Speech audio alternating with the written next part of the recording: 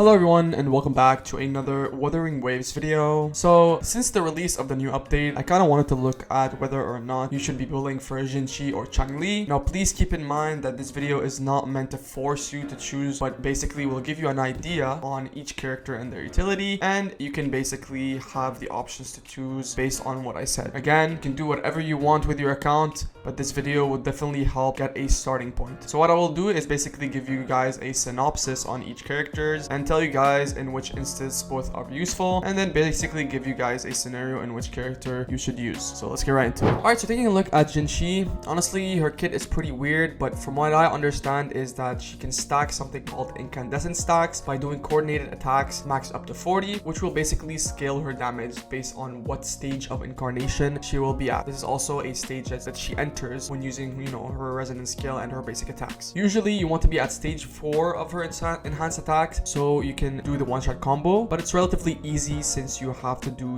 the 4 sequence attack and press her resonance skills as well. She's super good with characters like Mortifi and Verena since they all grant coordinated attacks, which will give her 4 stacks with each attack. Absolutely insane, and also grant her buffs to deal more damage. She's known to be the only strong mid-air user and super good into bosses since her one-shot capabilities are very high. She also has good gather abilities, which is very good into clearing domains as well. However, what Jinshi kind of struggle with is her weapon choice, since her main signature weapon is the strongest in the game and definitely a must pull for her. So people who only aim to get the characters and not the weapon, it might not be the best choice to pull for her since her weapon is really strong. However, her damage is pretty good with other options like the main standard 5-star broad blade. She also doesn't have much utility outside of being a really high damage dealer, so if you're missing big damage characters, I would definitely try and pull for her. But overall, the only way I see myself pulling for Jinshi is either you want to make your life easier by just one-shotting bosses and you have a good sub DPS team to use her with, since she does need a well-built Mortifi and a well-built Verena. If you already have Gian or Calcharo, going for her might not be the best idea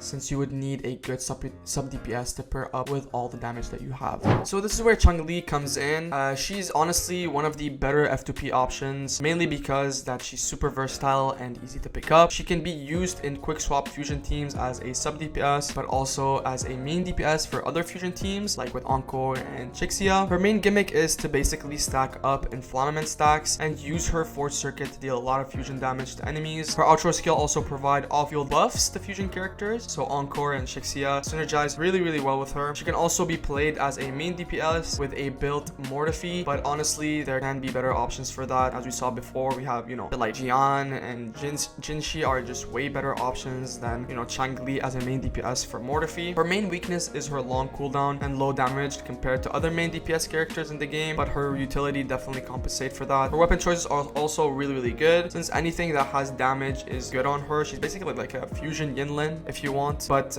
if you want an in-depth guide on her, I've put a link in the description down below for my previous video that explains basically everything in her kit, so make sure you guys check it out. And yeah, honestly I would recommend pulling for Changli if you already have a team that can deal a lot of damage and you're looking to build a second team with a built Encore and another support character like Verena or Baiji. But overall, Changli is a really good future-proof character just due to how versatile she is with her kit. In the end, who should you pull for? This all depends on your account and who are you missing. If you're looking for a high damage dealer that can just one-shot anything, Jinshi is definitely a great pick. However, you have to keep in mind that building her without her weapon could, decrease the damage done by a bit. But honestly, it shouldn't be an issue since she's kind of an Archon level character if you want, on Genshin terms. If you're looking for a really good off-field sub DPS and a main DPS has a lot of utility in fusion teams and could be future-proof for other characters, Changli is a very good pick. However, also keep in mind that her damage is not as high as other main DPSs in the game, like the main 3 as we mentioned before, Jinshi, Calcharo, and Gian, but she's very good. But let me know in the comments down below what you guys think. Are you guys gonna be pulling for Jinshi and Changli, and if so, why? I'd be really happy to hear your thoughts. But thank you guys so much for watching the video. If you find this helpful and you think this is a really cool video, please make sure to leave a like and subscribe for more Wuthering Waves content. I'm gonna try my best to pump out these videos as much as I can to make sure I have as much high quality content as possible. So thank you guys so much for watching, and I'll see you in the next one.